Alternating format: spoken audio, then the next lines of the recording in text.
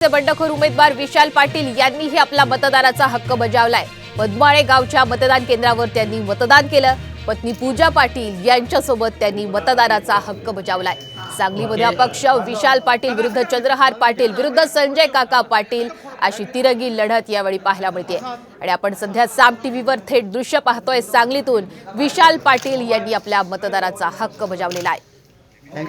काँग्रेस पक्षाचा विचार आणि काँग्रेस पक्षाची विचारधारा ही जर कोण प्रभावीपणे मांडू शकते तर ते मी आहे आणि त्यामुळे मला प्रत्येक मतदार ह्या महाविकास आघाडीच्या विचाराचा मतदार हा मलाच मतदान करणार आहे। त्यामुळे थोडीसुद्धा आमच्यात मतविभागणी होईल असं वाटत नाही। या उलट जे शिवसेना मागच्या भाजपवर लढत होती आत्तापर्यंत त्यामुळे त्यांच्या मतातच विभाजन होणार आहे आणि म्हणून माझा विजय जास्त सुकर झालेला आहे।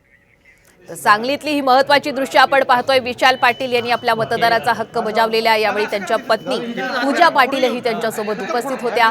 पद्माळे या मतदान केंद्रावर त्यांनी आपला हा मतदानाचा हक्क बजावल्याची सध्या थेट दृश्य आपण साम टीव्हीवर पाहतोय।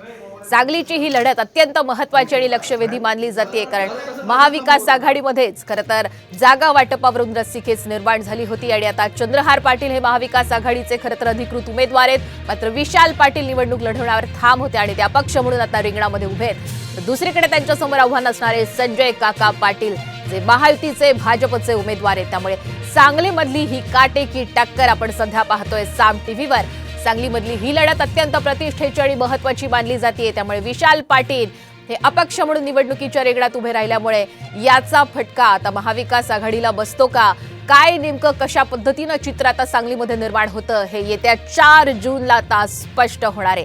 त्यामुळे सांगलीच्या या लढतीकडे संपूर्ण राज्याचं लक्ष लागलेलं आहे आणि आता थेट दृश्य आपण पाहतोय साम टीव्हीवर। विशाल पाटील यांनी आपल्या मतदानाचा हक्क बजावलेला आहे। ते अपक्ष